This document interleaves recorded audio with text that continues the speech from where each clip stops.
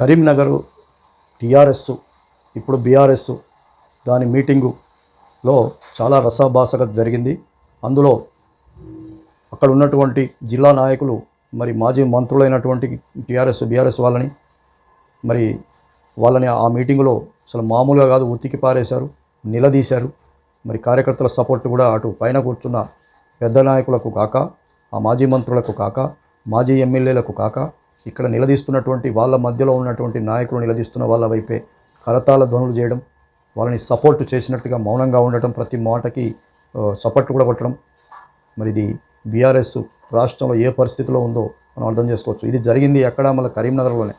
వాళ్ళు చెప్పుకుంటారు కదా, కరీంనగర్ మనది ఉద్యమగడ్డ, తెలంగాణ ఉద్యమాన్ని ఇక్కడి నుంచే ప్రారంభించాం. కేసీఆర్ కూడా ఇక్కడి నుంచే, కేటీఆర్ కూడా అక్కడి నుంచే, హరీష్ రావు కూడా అక్కడి నుంచే మమ్మల్ని పంపించారని చెప్పేసి బహిరంగ సభకు వచ్చినప్పుడు ప్రజల్ని వాళ్ళు మెచ్చుకున్నట్టుగా ప్రసంగాలు చేస్తారు కదా. మరి అదే కరీంనగర్లో ప్రశ్నించడం మొదలైంది. బీఆర్ఎస్లో చెంచాలకే గుర్తింపు, ముఖ్యంగా ఇదే హెడ్డింగ్తో నేతలను నిలదీసిన ఉద్యమకారులు. ఎమ్మెల్యే గంగుల, మాజీ ఎమ్మెల్యే రసమైకి నిరసన సెగ. కరీంనగర్ పార్లమెంటుకు సంబంధించినటువంటి ఈ యొక్క మీటింగులో మరి నిలదీశారు. పార్లమెంట్ ఎన్నికల నేపథ్యంలో కరీంనగర్ స్థాయి కార్యకర్తల సమావేశం రసాభాసగా మారింది. 10 ఏళ్ల బీఆర్ఎస్ పాలనలో చెంచాలకే గుర్తింపు ఇచ్చారు. ఏ ముఖం పెట్టుకొని మళ్ళీ ఎన్నికల కోసం కష్టపడమని అంటున్నారు అని మాజీ మంత్రి గంగుల కమలాకర్ రసమైని ఉద్యమకారులు నిలదీశారు.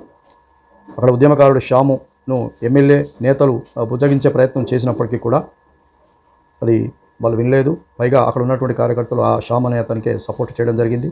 వీళ్ళపైనే వాళ్ళు ఎదురుదాడి చేయడం జరిగింది. పార్లమెంట్ ఎన్నికల నేపథ్యంలో మరోమారు కార్యకర్తలను బుజ్జగించడం తప్ప 10 ఏళ్లలో ఏనాడు పట్టించుకోలేదని శ్యామ్ ప్రశ్నించడంతో అక్కడ ఉన్నటువంటి నాయకులు కూడా శ్యామ్కు సపోర్టుగా అవును అని సపోర్ట్లు కొట్టడం కూడా కార్యకర్తలు జరిగింది. విజిల్స్ వేయడం కూడా జరిగింది, మద్దతు తెలపడం కూడా జరిగింది. దీంతో వేదిక పైన ఉన్నటువంటి ప్రభుత్వాన్ని 10 సంవత్సరాలు నడుపుతూ వీళ్ళు కార్యకర్తలని ఎవరిని మొహం కూడా చూపించినటువంటి నాయకులు ఆ పైన ఉన్నటువంటి, అంతకుముందు ప్రభుత్వం మాదే, పోలీసులు మావారే, అధికారులు మావారే, ఎమ్మెల్యేల మేమే, మంత్రుల మేమే, మాకు వీలున్నప్పుడే కలుస్తామని వాళ్ళు ఇంతవరకు కార్యకర్తల్లోకి రాలేదు. ప్రజల్లోకి అంటే ఆల్రెడీ ఎప్పుడు కూడా ప్రజలు వాళ్ళని కలవడానికి వచ్చింది లేదు, ప్రజలు వీళ్ళని కలుస్తానికి వచ్చినా దొరికింది లేదు. ఇక్కడ 10 ఏళ్లకు మరి కార్యకర్తలు అవసరం వచ్చింది. 10 ఏళ్లకు మరి నెక్స్ట్ పార్లమెంట్ ఎన్నికల్లో గెలవాలి, పార్లమెంట్ ఎన్నికల్లో నిలబడాలి. పార్లమెంట్ ఎన్నికల్లో మళ్ళీ పదవులు పొందాలంటే మరి కార్యకర్తలు పనిచేసే వాళ్ళు కావాలి. కాబట్టి పార్లమెంటు పరిధి సమావేశాలు పెడుతున్నారు. మరి ఇలాంటి పార్లమెంట్ సమావేశాలకు వీళ్ళందరినీ నడిపించినటువంటి నాయకుడు కేసీఆర్ ఇలాంటి మీటింగ్లకు రారు. ఎందుకంటే కార్యకర్తలతో నిలదీతలు, వాళ్ళతో మాటలు అవన్నీ కూడా ఇక్కడ ఉన్న లోకల్ లీడర్లు పడాలి, కానీ నేను పోయి పడడం ఎందుకని ఆయన రాడు. వీళ్ళు అనుభవిస్తున్నారు ఇప్పుడు. మరి కార్యకర్తలు గెలిపించినప్పుడు కార్యకర్తలను చూసుకోవాలనేది అప్పుడు తెలియదా? ఇప్పుడు నిలదీసినప్పుడు తెలుస్తుందా?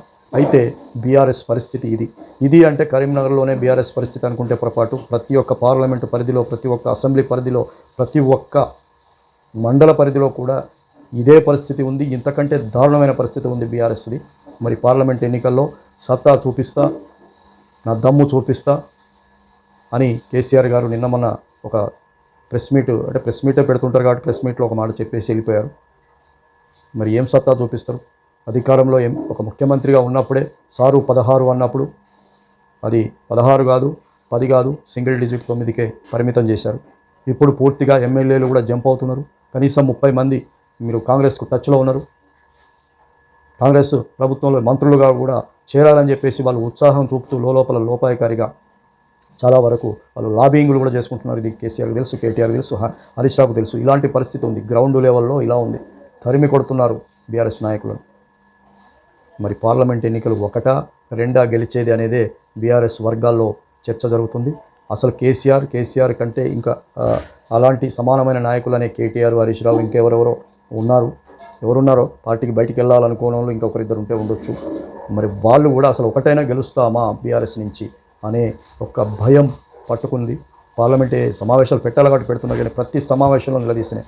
కార్యకర్తలు బీఆర్ఎస్ మాజీ ఎమ్మెల్యేలను, మంత్రులను పూర్తిగా నిలదీస్తున్నారు. వాళ్ళని పూర్తిగా ఇంకా అక్కడి నుంచి తరిమి కొట్టడమే తక్కువ ఉంది. వాళ్ళని బూతులతో ప్రతి ఒక్క నియోజకవర్గ సమావేశాల్లో కూడా పరిస్థితి ఇదే ఉంది అన్ని జిల్లాల్లో.